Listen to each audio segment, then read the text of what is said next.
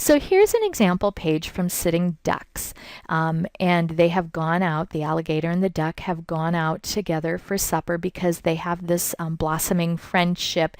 And you can see the eyes of the other alligators in the restaurant looking at them. And it says, as their friendship grew and grew, the alligator thought less and less about eating the little duck. They even tried going out together, but it proved to be very awkward. And that's my target word on this page, was awkward. So when I develop my vocabulary stimuli for this book, I have a chart that I've made that is available in your resources from the course, and you can do your own, but this is the one that works for me that really focuses on those skills needed for the Common Core state standards. So I have my target words from my story going down the left-hand column: awkward, emerge, vigorous, rescue, and scheme. And then behind each word, I've included what grade level it is from that Marzano list, or if it's a character, trait, or emotion word. Trait means either character or trait or emotion, and then the AWL sublist if it occurs in there. So you can see that awkward is a grade 4 word, and I also consider that to talk about a character trait.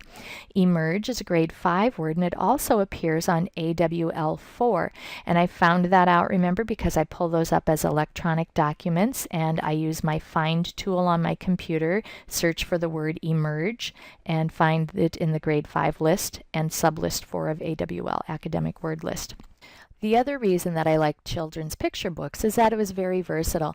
I could use one book and address many goals. The same book that I used for vocabulary instruction with one group of children, I could also use for addressing syntax, maybe looking at past tense verbs, irregular versus regular verbs, or maybe I could look at social thinking skills, and we could talk about and discuss what the main character was thinking, what we think the next thing is that the main character is going to do, why we think that person did that. So lots of different things we can use with children's picture books. How about invade? What does invade mean? Don't know. Okay. Resistant? Don't know. Okay.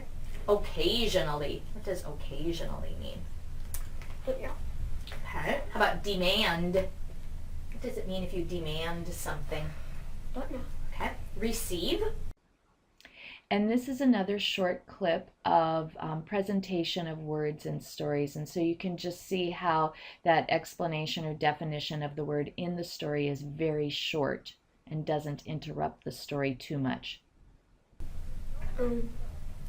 What is the wombat doing right now? Sleeping. Wombats like to eat carrots and they like to sleep. So in a diary of a wombat, we're going to hear about things that the wombat likes to do. Okay? All right, are you ready? Let's get to beginning. It says, I'm a wombat. I live in Australia. As you can see from my picture, I look a little like a bear, but smaller. I live in a hole in the ground. I come out mostly at night, and during the day I sleep. I eat grass and roots, and of course, the occasional treat. Occasional means not very often, maybe just every once in a while. What do you think the wombat would like for a treat? Carrot. Maybe carrot, yeah. So let's talk a little bit more about the student-friendly definition. So we developed student-friendly definitions when we talked about developing vocabulary stimuli. When I present that student-friendly definition after the story, I try to make it very organic or natural and more conversation-like rather than, environment means blah, blah, blah kind of thing. So I might say something like, we had the word environment in our story. So your environment is where you live and all the things that are around you. Say the word environment with me, and then the student says it with me, and I say, oh, great. All people, plants, and animals have an environment. And then I tie that word and definition to the story. Now, this is an example from the story Big Chickens. And it's not a word from the story. This is an academic word list word. So then I'll go back to the, like one of the first pictures where I relate this word to the story in the case of a word that's academic vocabulary and not actually in the story. And I'll say, Something like, the chickens' problem in the story began when they were scared of their environment. What was their environment at the beginning of the story? And so we'll look at the picture and see that they were in a chicken coop or they were in the farmyard and talk about that. And then I'll ask them, so what happened to make them scared of their environment? And they'll say, oh, they saw a wolf. That's right, the wolf was in their environment.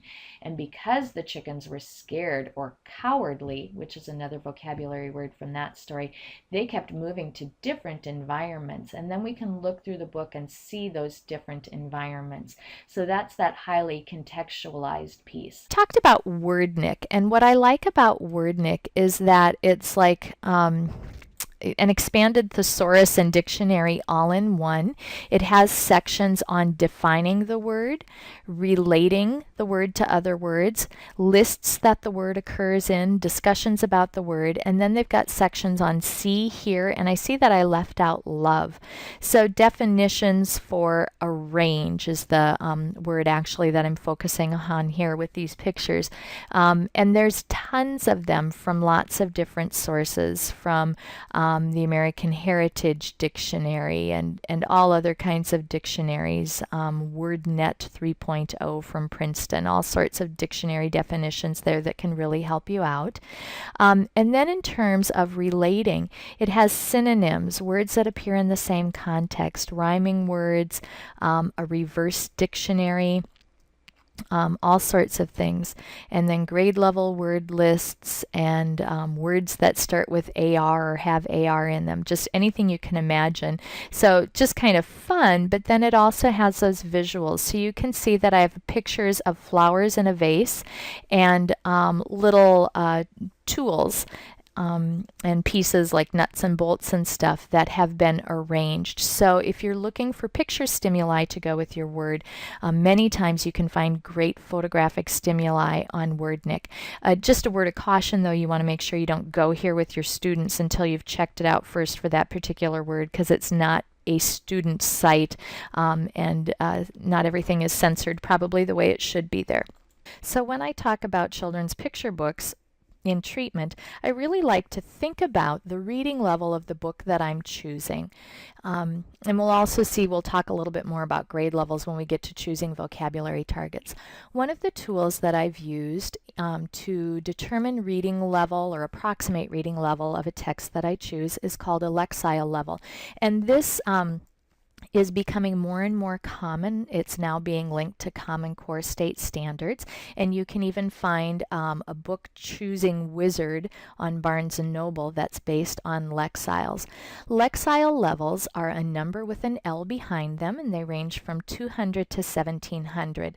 So a certain number indicates then that a student who tests at that lexile level would comprehend 75% of the text that is at that same level. This measure is based on semantic difficulty, which is word frequency, and syntactic complexity, or the sentence length. One of the main strategies that we often talk about in terms of determining new vocabulary word meanings is relying on context.